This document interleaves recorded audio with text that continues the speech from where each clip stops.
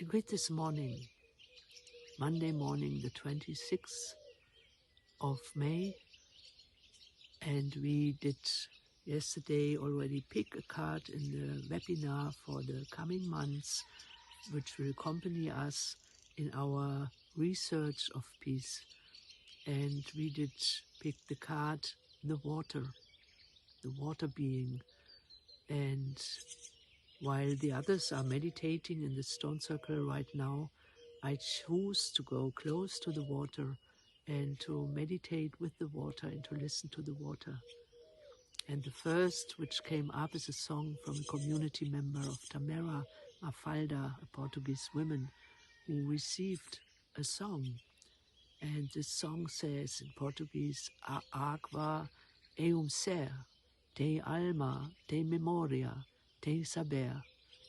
The water is a being, it has a soul, it has a memory, it carries wisdom. And so we are invited to really listen to the voice of the water as a community teacher and also as a teacher of nonviolence. And when I listened to the water this morning, the first which came up was a memory where we had a water conference in Jericho. Jericho, there is this spring, such a powerful spring coming out of the earth in the so-called West Jordan land. And soon afterwards there is the border to Israel and a nature protection area. And imagine, the water does not know borders. The water does not know nationalities. And in those times we had a water conference years ago where we as internationals, Israelis and Palestinians, took part, were holding the memory of the water. And this was maybe the first moment or the only moment where I noticed Israelis and Palestinians being together without this kind of polarity, but really listening to the voice of the water in their land. And this was like a miracle. And imagine that we humans would not suppress the water anymore, that we would not order borders, and that we would not follow the wisdom of, not the wisdom, the belief of scarcity, but follow the wisdom of abundance. And how much diversity is coming out of the water if we follow the voice of the water, if we listen to the voice of the water. There will be community. And in my memory there came also the desert where I saw the Nabatean people who were living in the desert as Bedouins, walking with the land. And they knew how they could support the water, that they always have enough water. And they did not take it away from others, because they knew if we treat the water in the right way, there's enough water for everyone, enough water for all inhabitants. And from water comes food. So, and if you suppress water too long, then it will become violent. But it's not water itself, but if you suppress it, then one day it will break out and then it will destroy others, or it will create a kind of overflow.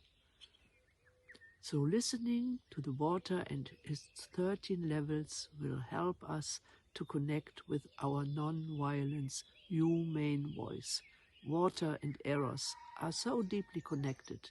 If we are threatened and live in a way how it's not meant to live, we will become violent. It's very simple. So if you are in a leading position in your life, help that justice can happen. Help to invest in research for peace instead of research for weapons and war. There is essence where we have to remember and have to know how can we become human beings which call themselves human because we are humane, and from there rising our voice. I'm carrying this here as a gift from a Palestinian with whom we once did build a global campus station in Palestine, directly in front of the wall. And now everything is destroyed. Everything was taken away. Isn't it natural that then hatred and anger comes up? How can we shift this? How can we change this?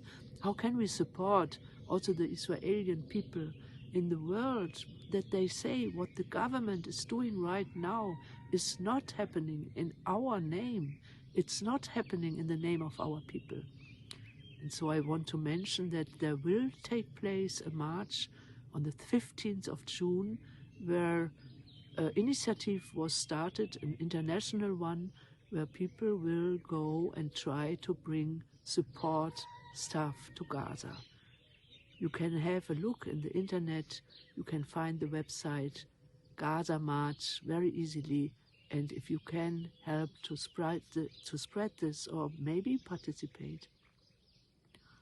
And I also want to share that I myself will travel on the 3rd of June together with Andrea Regelmann to Colombia, where now, after so many years, reconciliation will take place between the peace community, which took their weapons down on 1997, which lost more than 200 members of their community with murder and killing, and they stayed non-violence. And now, after 20 years of non-violent fight, the government invited them and also speakers from the international world to publicly ask for forgiveness, reconciliation, that they mistreated the community and that they protected violence, which was not happening in the name of non-violent people.